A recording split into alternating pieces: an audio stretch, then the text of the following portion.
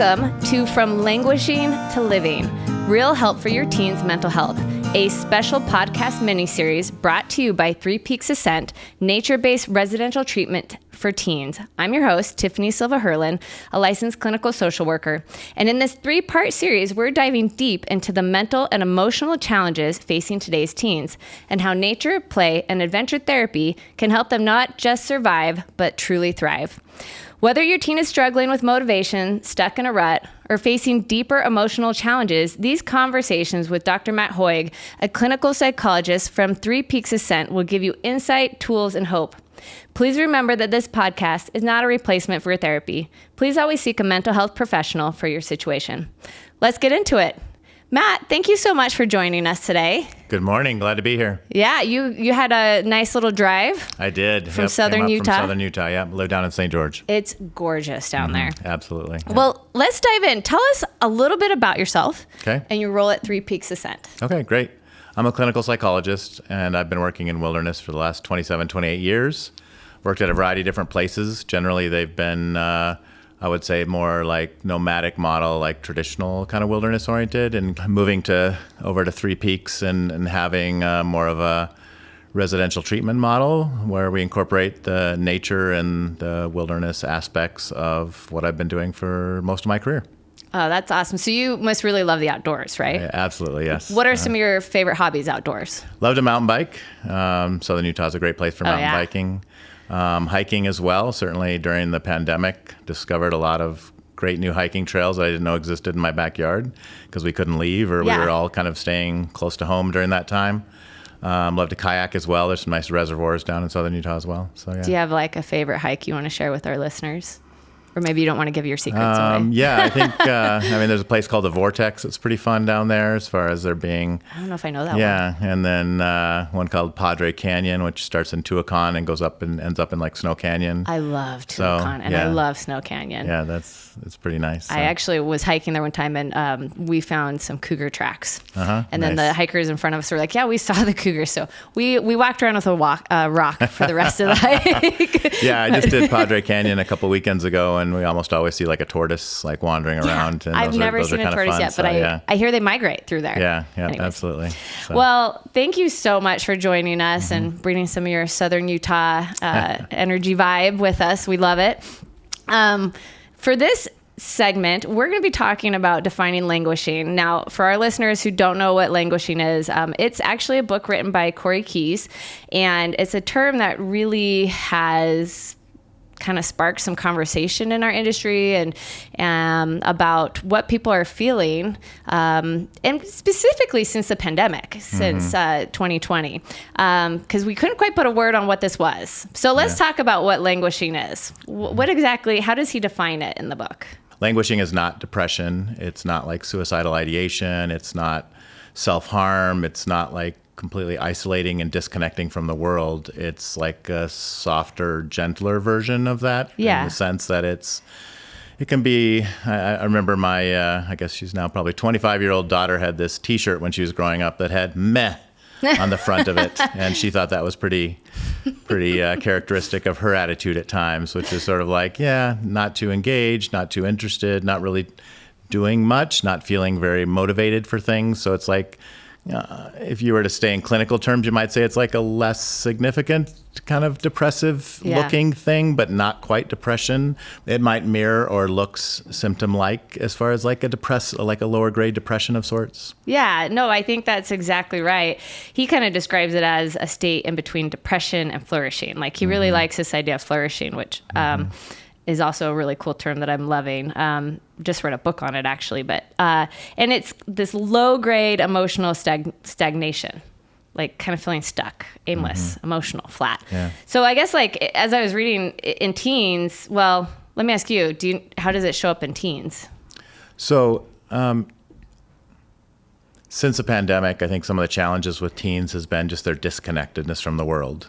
Okay, the pandemic required teenagers to go to school online, to connect with their friends online, and that social distancing, that social disconnectedness, I think really contributed to Corey being able to write this book and talking about this idea of of languishing and just how disconnected we've become from each other. And ultimately, again, with social media and many of those types of things, there was versions of that existing prior to the pandemic, of course, but since the pandemic, it's been exacerbated by this time where young people didn't have the option to connect or be in person with each other. And it created this opportunity for them to define themselves more consistently through social media. We've seen the rise of TikTok and a variety of other social media platforms that allow for and create meaning or identity through things that people do online. When you're a kid, you have these built-in social networks, which is school, right? Starting from kindergarten all the way up to college.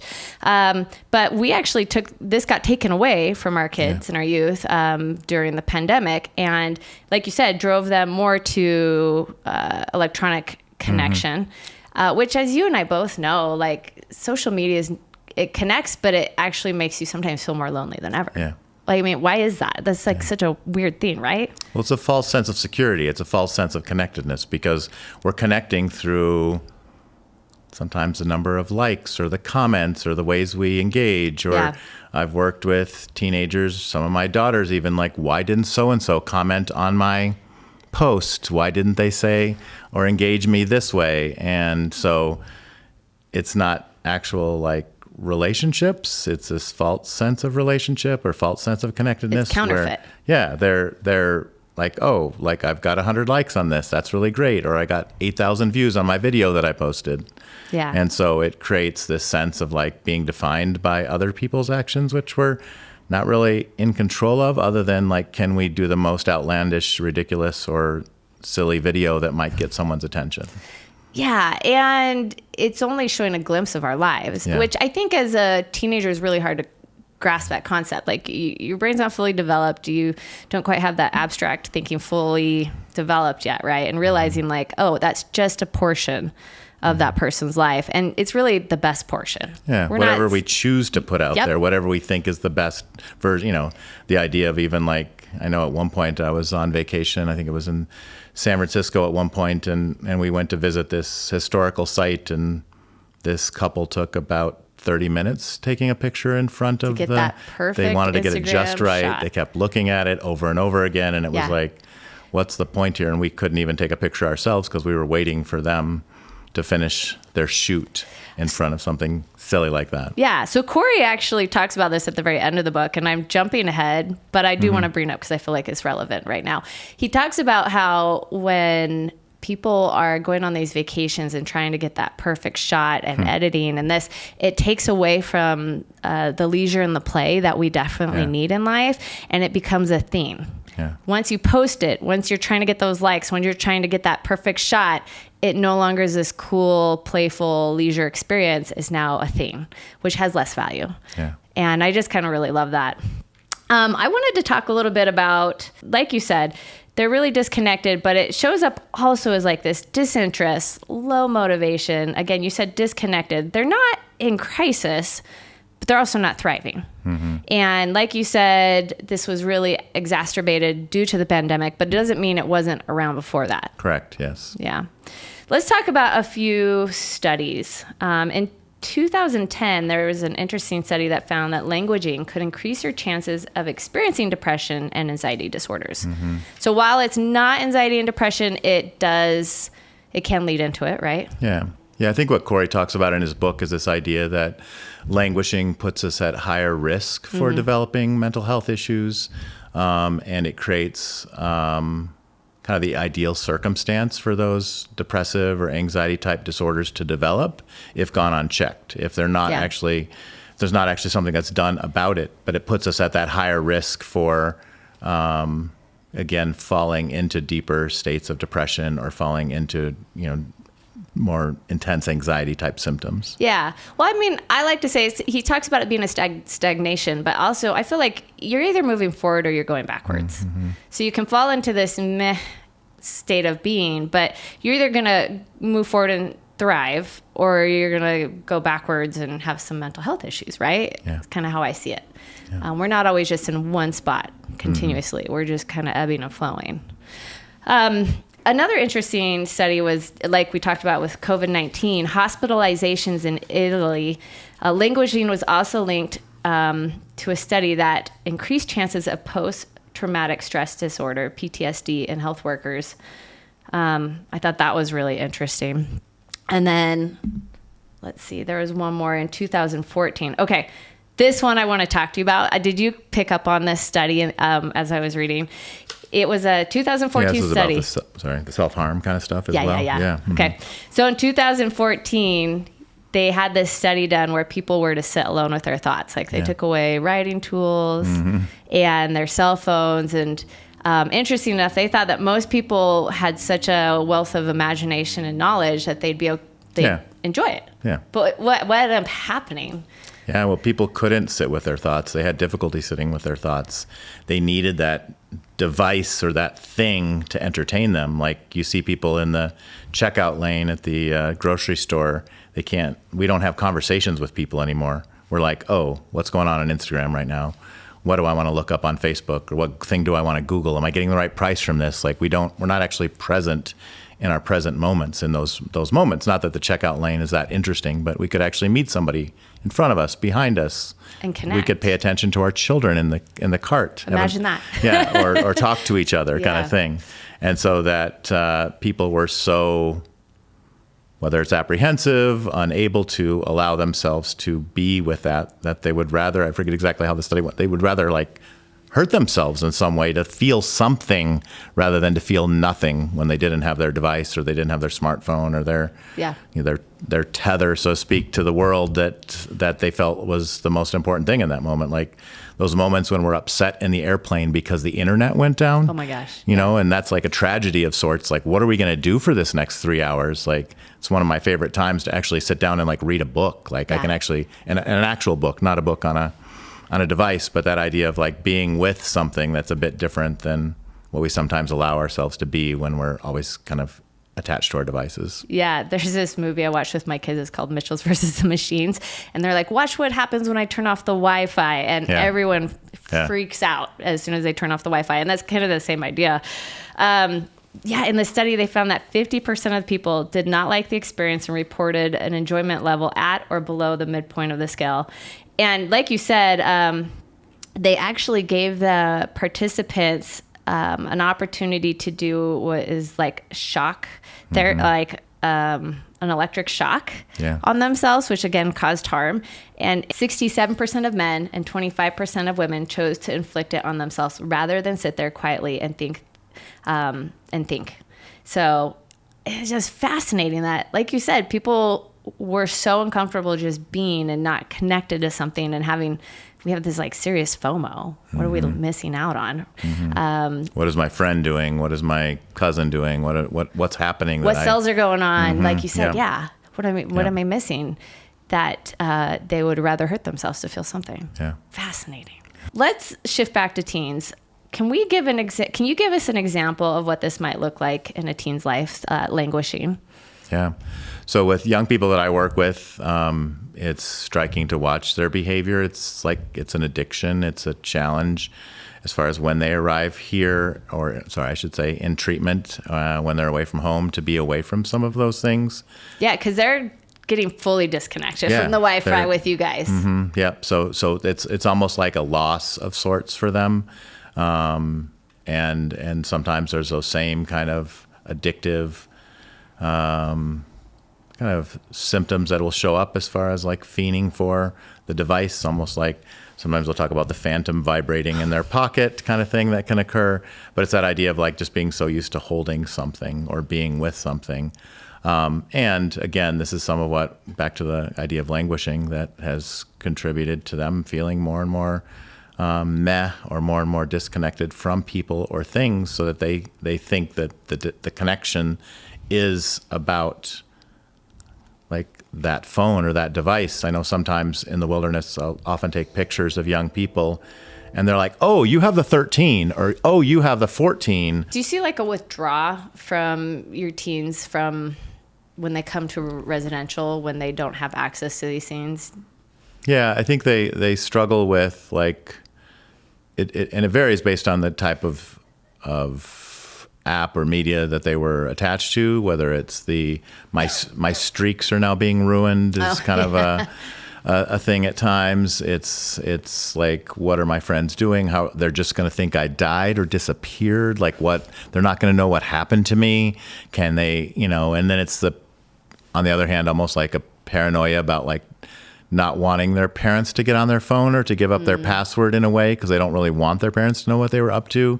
But they also want their parents to reach out to their friends because they're worried about what their friends are going to think. And so, whereas you and I might have worried about that in the playground or, hanging out with our friends like at the dance that weekend, they're worried about like what's happening in their digital life. And please don't sign me out, or please, this is going to, they get really concerned about what their parents might do if they have access to that. So they both want their parents to reach out, but then also don't know how to navigate that in a way that doesn't give up their secrets or their things that they've been up to that maybe they're not ready to come to any ownership about yet. No, that makes perfect sense. Yeah, I mean, this device is really complicated for teens because they have this false sense of security and attachment and secrets, right? If parents aren't on top of it and helping them navigate that complex adult world of online, and then having to go through that withdrawals. Do you see that they maybe withdraw in the groups or say they're fine, but just really kind of low motivation, low interest? Yeah, they can be pretty flat. Sometimes it's even just hard because, again, especially in the last 4 or 5 years, the social skills have really decreased. And so this idea of like, how do you relate to somebody in person? How do you talk to them in person? Not that they've had none of that experience, but just that idea of like, they haven't had enough of that experience to feel comfortable. Here's this new group of people they don't know. They may not be their kind of people. And so that dynamic of learning how to talk to or beginning to talk to. And so sometimes there's that kind of initial apprehensiveness, uncertainty, again, that flatness of mood. And again, and kind of in that addictive realm when, if there can be a bit more of that anger, volatility, sort of like, screw this, I'm upset about being here, how dare they do this to me? And there can be more of that reactiveness that's a bit more intense depending upon kind of how that young person is built or how they react to loss in that way. Because for some of them, it's almost like this small t traumatic event of like, I can't believe they did this to me. Why would they do this to me like this? They didn't give me any warning. They didn't let me know. And it can be quite intensely reacted to, given that there's that loss of connectedness, or at least the kind of a connectedness we're talking about online with their peers. Is this small t trauma of this reaction they're having, do you think it caused long-term effects, or is it something they can work through?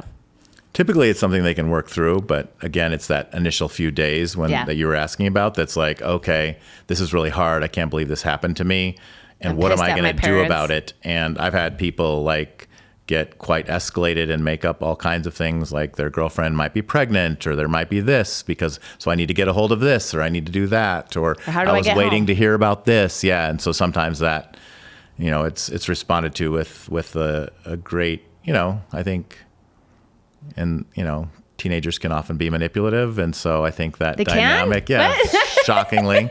And so sometimes those stories are true and sometimes they're not. Sometimes I'm like, you can check this out and see. And then it's always like, all right, great. So do you want your parents to check with your girlfriend to see about the pregnancy test or that kind of thing? And then it's like, oh, well, maybe it's not that. Maybe it's like, I was supposed to go to this concert this weekend and my friends, I have the tickets on my phone. Yeah, yeah. I like to call those white rabbits, and you probably are familiar also with like this term extinction burst, where their behavior gets bigger and bigger while we hold these boundaries. And so for parents listening, when you start seeing this kind of big behavior escalating, you're on the right path. Yeah, you're doing the right thing. You're hitting the right nerve, right?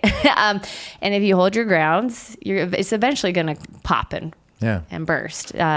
Am I saying that correctly? Yeah, and for some people, and for some young people, I've worked, sometimes when I work with young people when they're returning from residential treatment or after they've been away from home for a while, that there's this dynamic of like testing out the boundaries and seeing what their parents will let them get away with, and that extinction burst, especially with a parent trying to reestablish boundaries, becomes like a really good sign that you're both doing what you're supposed to, and that it's going to take a bit, but also as parents, we need to survive that or kind of work through that, because sometimes that's also back to the manipulation. That's very much oriented to like, even though they're not doing it necessarily on purpose, they're very much oriented to like, I need you to change this because I really need to get back to, that Wi-Fi time that you just cut off in the house. I'm going to put pressure and distraction on you so I don't have to do the work and I get back to what I want. Yeah. And I'm still being soothed by whatever my addiction or the thing that I'm hyper-focused on having. Yeah, exactly. So parents, if you're listening, that big behaviors isn't necessarily a bad thing. It usually means you're going in the right direction. And our staff in the woods or at Three Peaks are very much oriented to supporting young people with that kind of loss kind of process, because it is a loss for them. They're used to that. They're used to that soothing them. Sometimes that is literally drugs, but sometimes it's some sort of other addictive process, whether we're talking about social media, whether we're talking about some of the hyper-reliance on friends or some of that hyper-focus on a boyfriend or girlfriend or partner of sorts that they feel like they can't survive. Like I've had many a young person tell me, like, my boyfriend, girlfriend, like they're in danger, they're suicidal, they're this, they're that. I'm the only one keeping them alive. And that sort of hyper intensity as far as like speaking to that is often demonstrated in that first few days in their own sort of process of letting go of that outside world and getting settled in treatment. Yeah, no, that makes perfect sense. And it's great from a therapist perspective, it's really getting them out of that languishing state, right? You're starting to see emotion. Now, it's not necessarily that thriving and happy emotion, but change is hard. You don't flourish when things are comfortable. You have to go through the rough part of change before you can start really flourishing. So us seeing these kind of big behaviors is like, oh, good. They're moving out of that languishing state. Because an example parents may be seeing while, at home is that maybe they love playing video games with their friends, but now they're just scrolling on their phone alone in their room. Or, they're just kind of say they're fine, but they withdraw. They're not really doing the things they used to love to do, low interest. And it's just kind of this blah. So when we move them out of that environment and get bigger reactions and emotion, that's a good thing. Yeah. What does languishing look like when they're in school? It's like an apathy about even just completing things and doing things. Like, what does this matter? Why would I care about this? Again, it's along the lines of depression, but again, not at the place where they're completely isolating, completely disconnected. They're like, when am I ever going to use algebra? Why do I need to know the history of this? Okay. Yeah. Math is pointless. So it's again, it's this sort of dismissiveness of it. And it's this low grade kind of argument about why it's unimportant to them or why it doesn't matter to them. Yeah, no, that makes a lot of sense. What are the long-term risks of staying in a languishing state during adolescence, especially developmentally? Yeah. I spoke to this briefly earlier, but it's the idea of like it puts us at risk, or it puts a person at risk for other types of mental health issues. And so it increases their chances for increased depression, anxiety, behavioral issues, self-soothing through substance use or some other addictive behavior. Sometimes that's through gaming. And as we get stuck, or as we're not functioning, or as people are not functioning in that more typical range, it delays their development such that, often we talk about like an unmedicated or unsupported person with like ADHD can often be seen as being a couple years behind maturity-wise or emotionally. And so, even if a parent did their best to get that young person medication, treatment, those kinds of things, often what happens is then they're not taking the developmental steps or the things in front of them as they could be. And so as a result, they get like stuck at different stages, or they don't actually learn things. So even as we're talking about the struggle with like interpersonal connectedness, like they're not learning how to have conversations. They're not learning the ups and downs of like having to push through something as tough as learning history, or, how to do, break down an algebraic equation or something like that. They're not getting that grit. Yeah. We need our kids to have. And as a result, then they're, if they're 13, then they're stuck at 13, even if it's just for a few months. And typically those things then build, or then it creates a potential for those things to build where they can get not necessarily cemented at a particular age, but kind of stuck at an age where then without something unsettling them or pushing them, that then contributes to next year's history sucking or not being interesting or meh, those kind of ideas. So that then over time that they're building their resiliency in the opposite direction, I guess you could say, Yeah. so that they're actually building a resistance of sorts to, I just don't do math, or I hate history. And sometimes it's as simple as that teacher wasn't very interesting.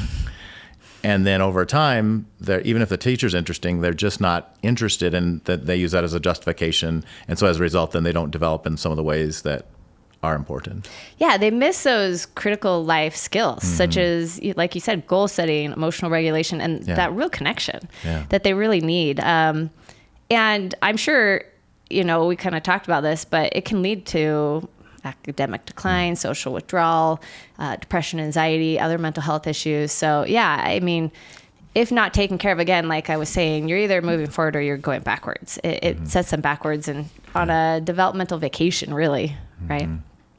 Yeah, and I think those processes then, and part of our role as parents is to help facilitate that or to encourage that, whether it's through boundaries or like, how's your homework and this thing going, or how's your, some of that relational process that's such an important part of adolescence, and working through identity and figuring out who they are.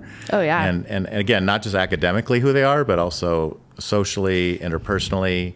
Sometimes they're sorting through sexual orientation kind of questions and those kinds of things. And if we don't create space for that to happen, then they're often lost or stuck in those places where they can't move on from. Yeah, well, the teen years are the time where they are supposed to be building that identity, that self-confidence.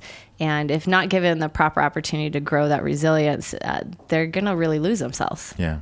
So, yeah. I'll often tell young people as they're getting ready to go back home that it's your parents' job to annoy you. And it's your job to push against their rules and expectations. That's just part of what it is to be an adolescent or a parent of a teenager. And that part of our process as parents is then to support them in struggling with those things and be encouraging that by having those boundaries and expectations and holding them accountable to things in ways that create some of that dissonance or challenge as they're sorting through who do they want to be. They don't want to be us anymore. We're their parents. They want to move on and figure themselves out. And so helping them with those boundaries or with some of those expectations creates some of those opportunities to grow rather than being, back to your original question, being stuck in the or stuck in the languishing kind of aspect of where they're at. I love that. I often have to remind myself going through the teenagers with my own kids that, when my cute little girls who used to be so obedient and willing are now giving me such attitude and going up and down in emotions. And like, I had a daughter who was experienced some big emotions, and I was like, you know what? This is normal. Yeah. I hate it. I'm like, I know, but it's not going to last forever.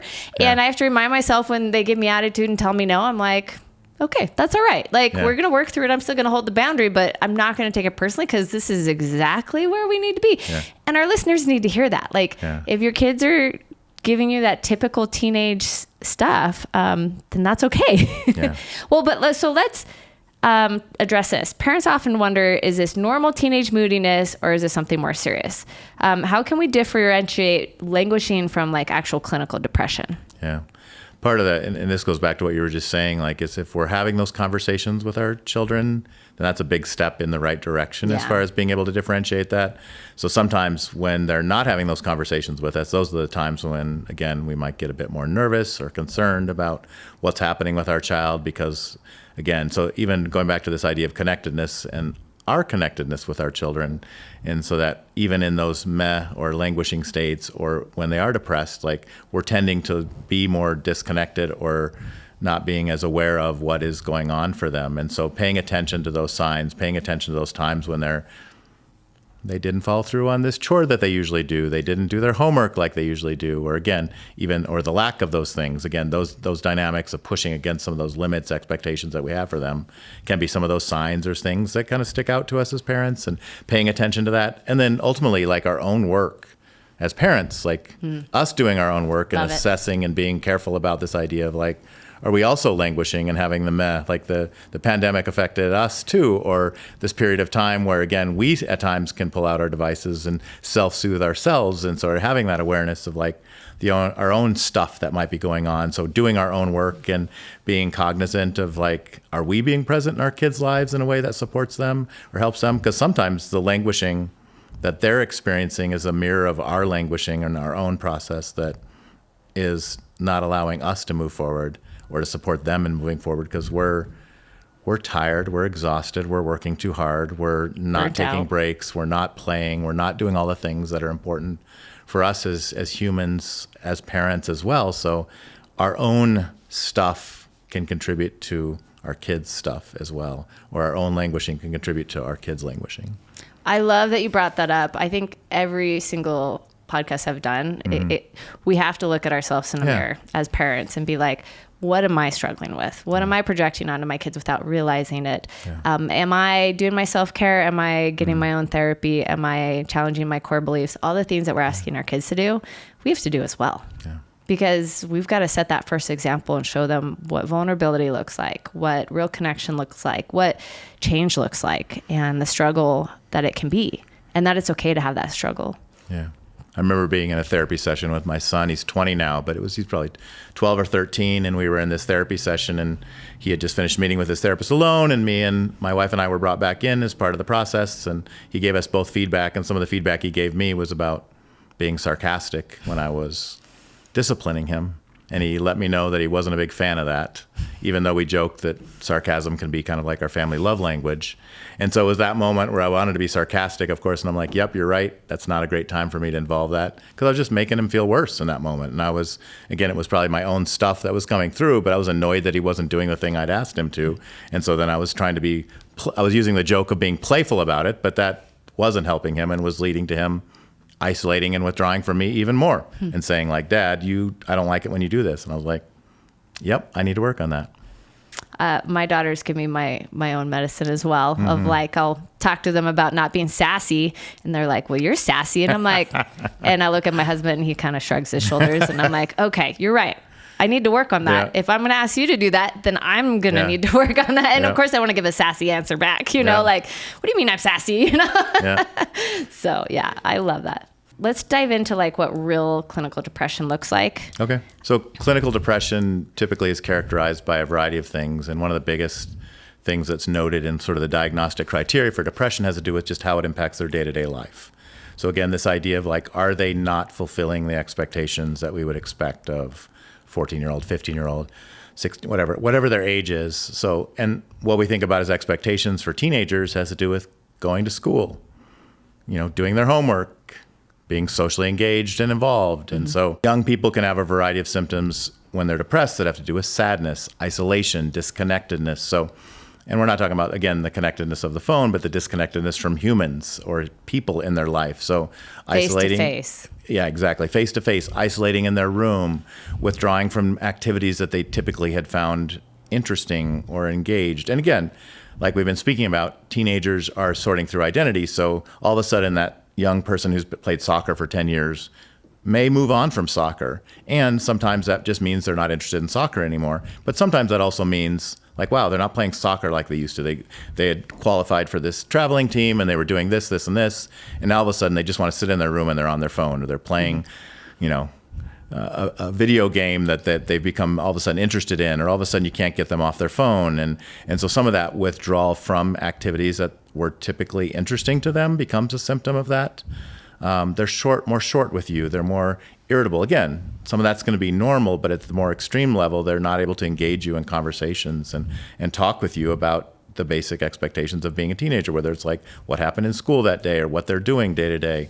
And so that withdrawal, isolating in their room, sometimes it's disconnected from their friends, or sometimes it's actually even a over-reliance on their friends or an over-engagement with their friends where their whole world is shifted, where all of a sudden you've been moved out of it in a way that you don't know at all what's going on, given their shift. And so that shift to a different world than where they've been living, so to speak, is a way to think about it, which is whether it's with friends, whether it's with drugs, whether it's with gaming, whether it's with all these different things that they can get involved with, or isolating in their room that is interfering with their ability to function in school, with the other expectations of their life if they have a job, with their friends, with the sports team, with the whatever kind of hobbies and interests they have.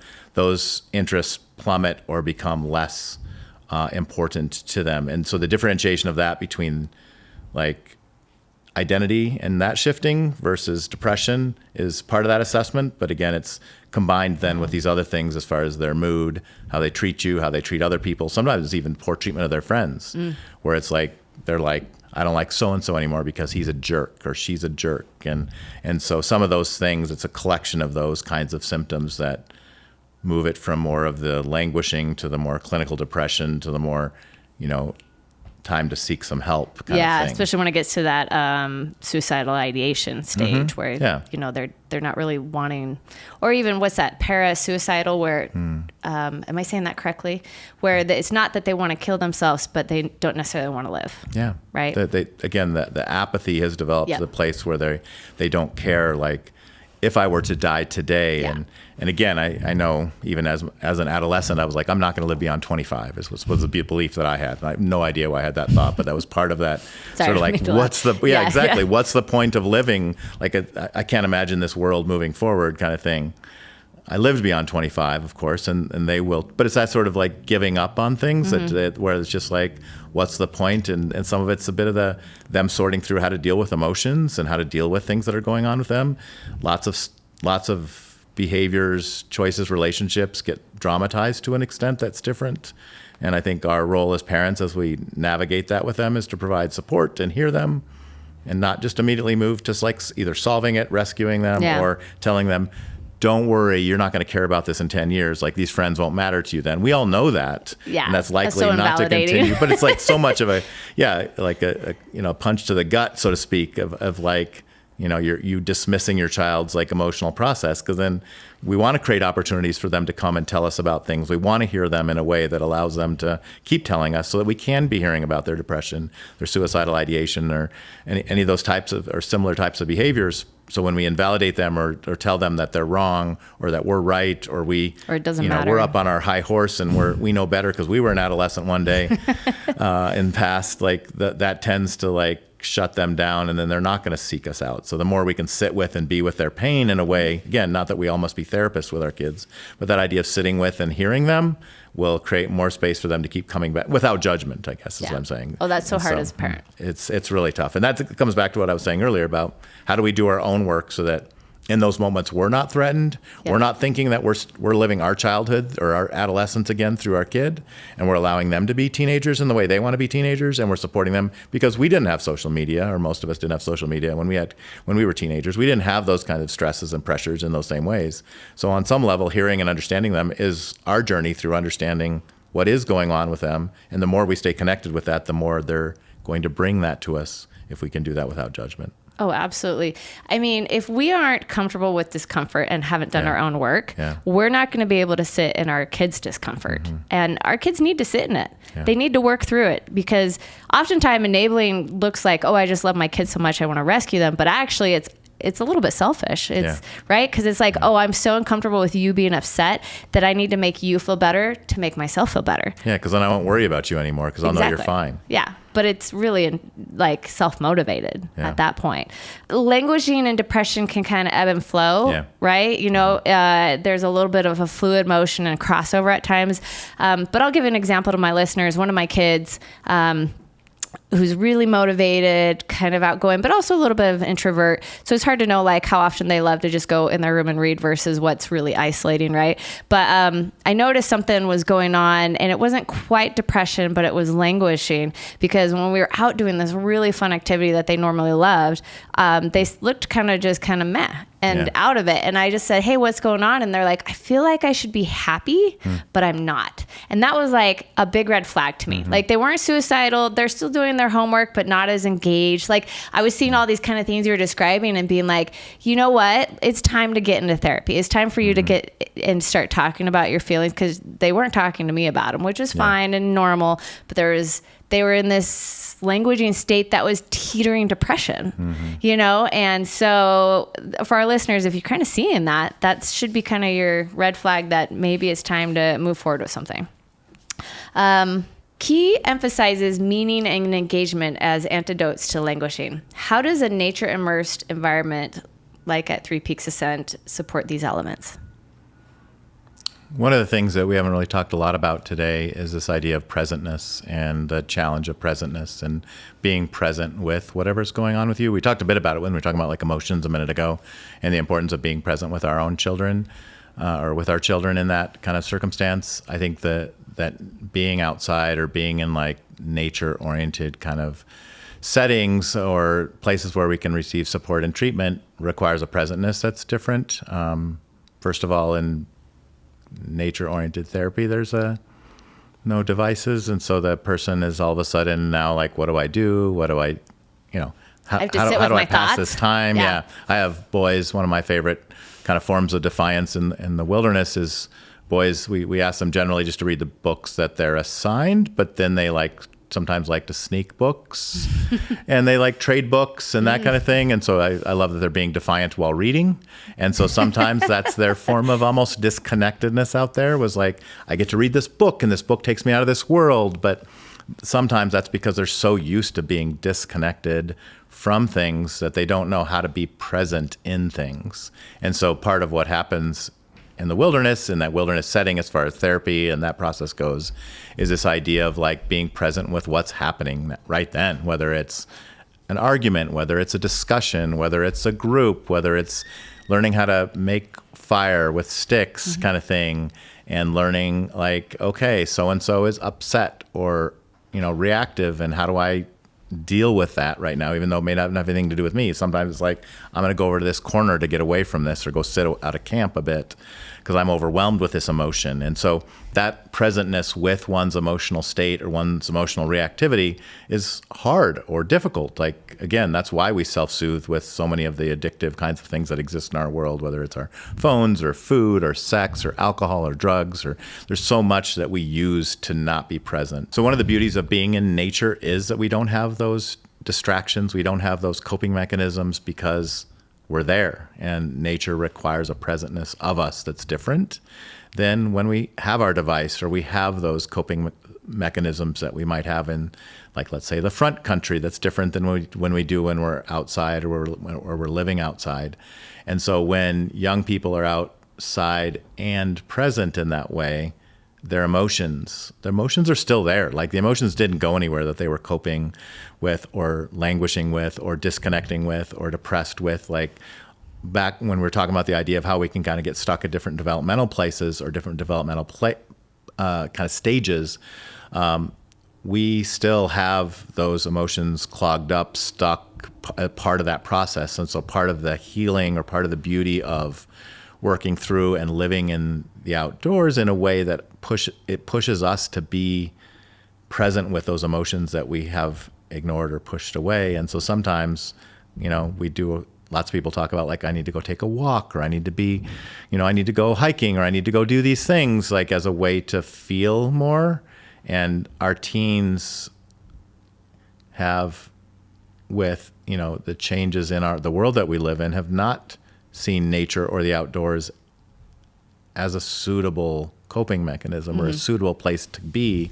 And so by providing that for them, it gives them an opportunity to be with things that they've spent so much time avoiding, and it allows for a healing that's different than sitting in an office or, again, so watching whether a it's movie. Yeah, exactly. Whether it's activities, whether it's different kind of group activities, as far as whether it's as simple as like a hike, or it's like playing a game outside or doing some of those things. Young people are able to see or have some of those reactions maybe that they've been pushing away, and sometimes it bubbles up in those moments. And sometimes it's as simple as, like, on a hike, they want to start talking about something. Sometimes it's like, okay, we're going to do this group initiative, and we're going to have this activity where we're all working for this one common goal, or we're building an experiential activity. That really creates, and then again, the replication of then some of those same ways that we react in day-to-day life will show up there, and that presentness to that allows for us to perhaps work through it or have a corrective experience of sorts that we couldn't have if we weren't allowing ourselves to be with those emotions or be with kind of whatever's going on internally for us. Well, sometimes talk therapy is so cognitive, and we're so good the older we get. Teenagers start to learn this. Adults are really good at it. That when we're cognitive, we can kind of put up those walls, right? And talk about things here in front of us. And with disconnected still, we can give it a name and vocabulary, but we're not really connecting with our emotions. And we have these defenses to navigate that world, right? But when you throw yourself in nature and an experience, I just read this book called Nature-Based Therapy, and we actually have an article written on your guys' website if parents are interested about this book and just how much research there is out there of getting back connected, going for a walk, going to the park, going on a hike, sitting and meditating at a park is just so beneficial to our mental health, and how disconnected we are to that, and how much kids and teens need this for their developmental success and thriving. It's just so powerful. Nature is so powerful. And when we talk about languishing, it's interesting. You can't shut off the depression and the bad emotions without shutting off the good ones, right? When you shut down those emotions, you shut down all emotions, which is where the kind of numbing meh comes from, right? And so when you sit with your emotions and you connect with nature and you have to be present, I think a lot of people and a lot of my clients have talked about how meditation is really hard and sitting with those emotions because they get loud, right? You all of a sudden have muted them. And so when you switch that off and sit with them, they become loud and sometimes unbearable at first. So as parents, as you're working through that and you're letting your teens, it's going to be uncomfortable. Being with nature and disconnected and sitting with those emotions is going to be hard. It's going to be uncomfortable. But as you rumble through that process, you're going to start getting to heal and move through them and come to this more place of healing and peace, right? It's kind of what I've seen my clients and myself experience, especially through connection through nature. It's interesting, when I go through walks, I often see people with their headphones in, right? And I actually purposely try, unless I'm going for a really hard run and I need something to pump me up, and occasionally I'll listen to a book if I need to do some work at the same time. But I really actually try to take those out and just I'll take my daughter with me and my little one and be like, oh, do you hear that bird? Or we hear the train, notice what's around me. And I just get such more of a dopamine hit on my walk versus I'm blasting my music in my ear and going as fast as I can, trying to get my steps in or whatever it is. So much more therapeutic and healing when I actually connect with nature and myself and be present. So I guess to my listeners, I'm going to encourage you, the next time you go for a walk, do not bring your headphones or your AirPods or whatever you got. Encourage your kids to do the same. Disconnect. We all need to do it. It's I'm smiling because sometimes I'll be like, oh, I'm going to put my AirPods in my Camelback and bring it along in case I want to listen to that book or some music along the way when I'm solo hiking or whatever. And it's like 98% of the time I don't even get them out, because once I'm out there, I'm enjoying that presentness with whether it's myself or with nature and those kinds of things. And, find myself at times annoyed with that person that's carrying I don't think they call them boom boxes anymore, but people sometimes carrying a portable speaker that they're Bluetooth. Blasting as they're going. Yeah, Bluetooth speaker. There we go. Thank you. I'm aging myself, aren't You I? are. But that idea of then it's I don't really want to hear their music. I'm not out here. I like music. I like going to concerts and those kinds of things, but I'm actually out there to be in nature as opposed to bringing the outside world or sort of the, music or podcasts or those kinds of things with me along there. It's actually an escape from some of those distractions and a challenge to be more present. And it goes back to what we were talking about earlier, where when our teens are speaking to us about their emotions, can we be present with those so that they can find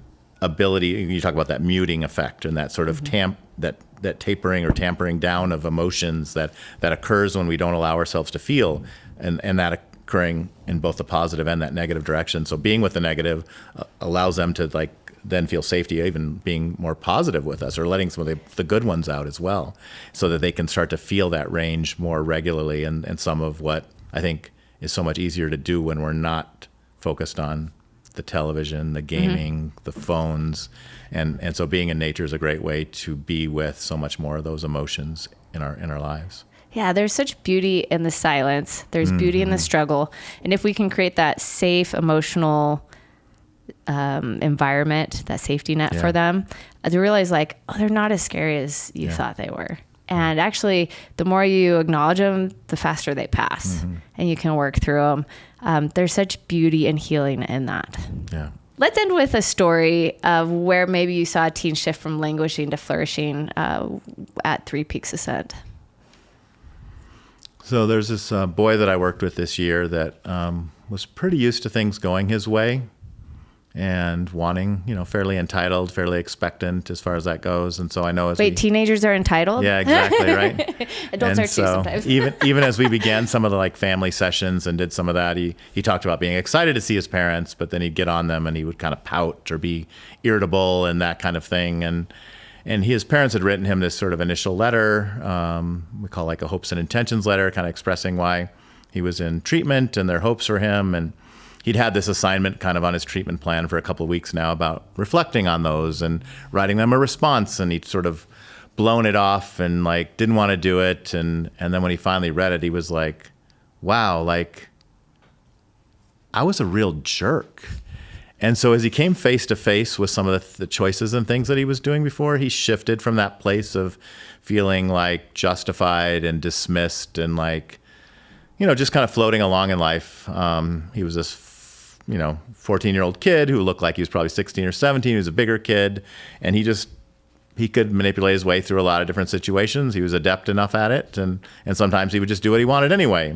And so then to kind of come face to face with himself, so to speak, and to see himself in it, that's what shifted the family therapy. It wasn't anything that I did. It wasn't anything that his parents did. It was him, again, rereading what his parents had written him. He'd read it the first time, and he was like, whatever, this is kind of the same crap they always tell me kind of thing. But finally sitting and looking at that allowed him. And again, it was no distractions. He didn't have his e-bike. He didn't have all his toys or things that he would manipulate with or, self-soothe with, coming back to some of those kind of coping mechanisms that he was using. And that then presentness with himself. And some of it was probably boredom, because I think sometimes our young people don't get bored or don't know how to do boredom. Yeah. They think somehow that they should be entertained. And and some parents are like, oh no, my kids are bored, I have to entertain them. I'm like, no, you don't. Yeah. Let them be bored. Yeah. And so I know sometimes in those family sessions, and when young people are like, I'm bored, parents are like, good. That's great that you're at. So he got bored enough to sort of look at himself in some ways that he hadn't been able to do thus far. And then that was really, I thought, the turning point, as simple as that sounds, the turning point in his therapy as well. And again, that I don't know that he was truly depressed. I think he was uncertain, unclear about where his life was going and what to do with it, and just used to getting fed, whether it's material things or activities or getting away with things. And so just to have to sit with himself. And then he started to treat his parents better and be nicer to them on the family therapy calls, and to start to show up in some different ways. And all of a sudden realizing the way he was treating some of his peers out there, and started to be, I'll sort of playfully say, started to be a real human again, and started to show up in a way that can be relatable to, us adults who also have our own issues. But that idea of recognizing that he could be different with people was such a big step for him, because he saw what he was doing, and he used a different name than jerk, by the way, but he was pretty dismissive of himself, of wow, look at how I've been treating my parents, and they've done so much for me. And getting to that place, not so much that adoration of parents is the goal, but more of recognizing that the relationship was different than the way he constructed it in his head. I love that. Getting rid of the outward distractions allowed him to turn inward and do the real work that he'd been needing to do forever, and start listening to those emotions. And that really shifted, it sounds like, his perspective to do the true healing he needed to do for him and his parents. Yeah. So for our listeners, there's hope. If your kid is in this state of meh and they're languishing and teetering on that part of maybe depression and anxiety, there's hope for your child to be able to move through this and start thriving. Yeah. Really, ultimately, is what we want. We're actually going to talk more about that. So we've hit on what is languishing. We've given it a name, and hopefully to our listeners, it resonates with some of you where you're like, it wasn't quite depression, but there's something going on with my kid. But in the next episode, we're going to be talking about what do we do with it? And really, there's a lot. Corey Keyes gives us a whole list of things that we can do, but the one we really want to focus on is the power of play. He has one chapter in there that I absolutely love. So we're going to jump into what does play look like, and how can we engage more in play with our teens, and especially in nature. So listeners, stay tuned. Matt, thank you so much for joining us. Absolutely. I love having this conversation with you. You have a depth of knowledge and wisdom and experience. And I hope my listeners have enjoyed it as well. So thank you. Yeah, you bet. Thank you.